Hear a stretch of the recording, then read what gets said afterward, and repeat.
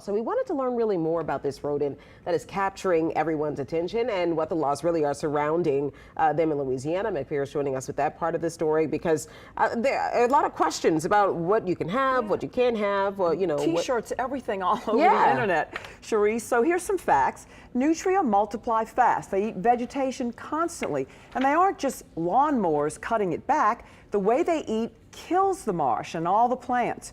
Here in Louisiana, we've tried to eat and wear our way out of the overpopulation. Our experts say it doesn't taste like chicken. It takes seasoning very well, and the fur coats are very soft. But why are they still so plentiful? Well, our Nutria experts have not seen even hand-raised Nutria as calm as nudie. That amazed me, because normally you have problems with them. And I would suggest that anybody that wants to do that be very cautious, because they're wild animals, especially the males. As they age up, they're ready to breed. I have to say I was also very surprised. We've hand-raised them and wanted to use them for program. But once they get a little older, they just become hard to handle. They want to bite, and they're just more wild. Louisiana professor Dr. Bob Thomas once ran the Nature Center. He says Nutria are not indigenous to Louisiana. They were brought here in the late 30s for the fur trade and escaped, and the population exploded. And they ate away the protective marshland and outflow canals. The animals were burrowing into the banks. They were also burrowing up under the roadways. Will there be a collapse of the streets and somebody gets killed? He was on the Nutria Control Committee in the 90s when the late Jefferson Parish Sheriff Harry Lee had a solution. He said, well, I can handle this with small caliber rifles.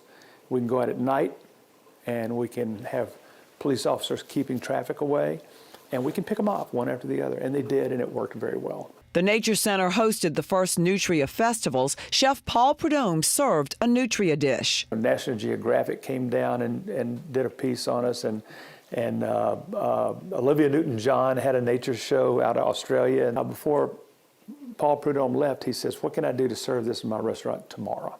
But the state red meat regulations took a few years to design, and interest waned. So did interest in these soft fur coats.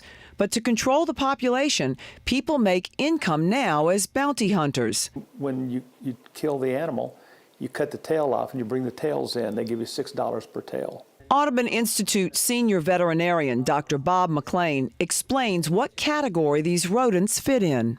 Basically, the state of Louisiana, I like to say, owns the wildlife. So you need permission to do that. Now, for Nutria, it's a little different because they're considered injurious wildlife. They cause a lot of damage. Now, Dr. Thomas says Nutria's teeth constantly grow, so they have to gnaw to control how long they get. He said one family woke up one morning with their rescued Nutria, and it had chewed off all the legs of the dining room table.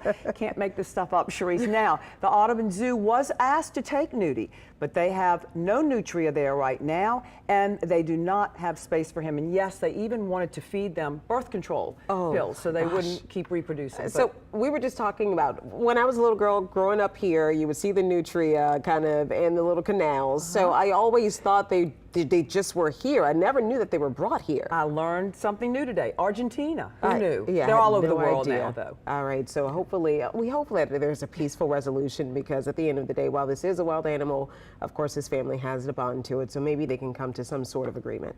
Meg, thank you so much.